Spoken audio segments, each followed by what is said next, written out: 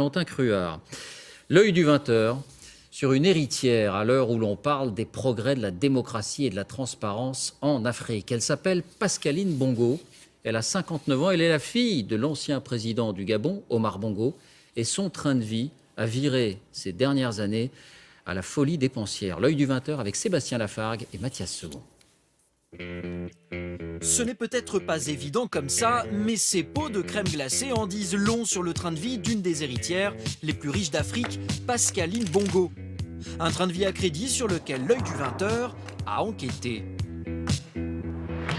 Au Gabon, la famille Bongo est aux commandes depuis près de 50 ans. Il y a eu le père Omar et depuis sa mort en 2009, son fils Ali a pris sa succession. Mais il y a aussi la fille, Pascaline, une héritière au cœur du pouvoir, signe particulier, une légère tendance dépensière. À Paris, un homme était chargé de faire ses courses. Il s'appelle Franck Zakaria. Pascaline Bongo a été sa cliente pendant 15 ans, une cliente toujours très pressée. Les exigences de la cliente, c'est aujourd'hui j'ai besoin de fleurs, il est 21h, j'ai besoin de fleurs pour demain ou après-demain matin à Libreville.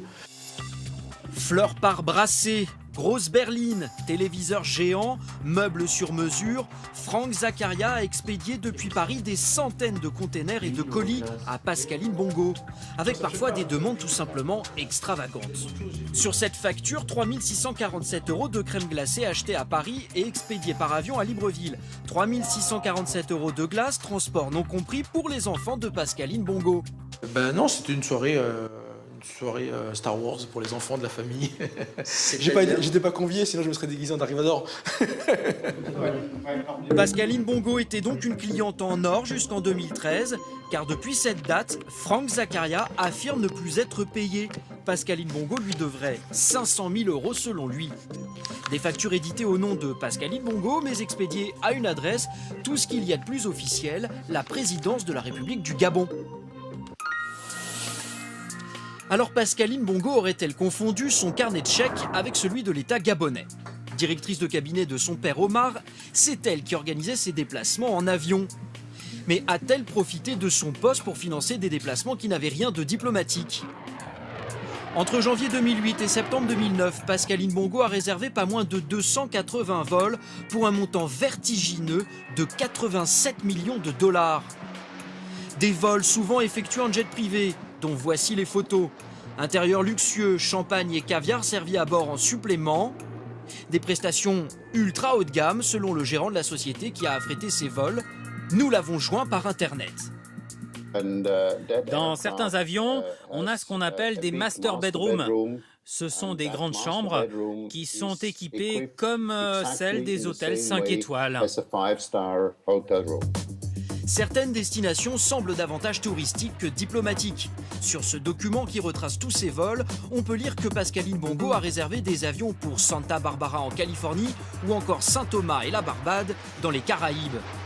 Et à bord, Pascaline Bongo voyageait parfois avec des célébrités plus showbiz que politiques, comme Jermaine Jackson, le frère de Michael. Comment l'ancienne directrice de cabinet justifie-t-elle ces vols facturés à la présidence de son pays?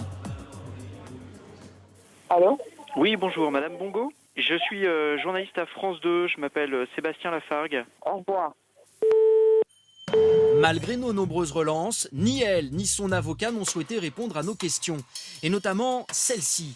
Qui va payer pour les factures d'avion? Là encore en partie impayées, 8,3 millions de $ selon la société qui louait les jets. À Libreville, la présidence ne veut pas entendre parler de ces factures et du train de vie de Pascaline Bongo, bien éloigné de celui des Gabonais. Selon l'ONU, un tiers de la population vit sous le seuil de pauvreté. Un témoignage maintenant, un témoignage sur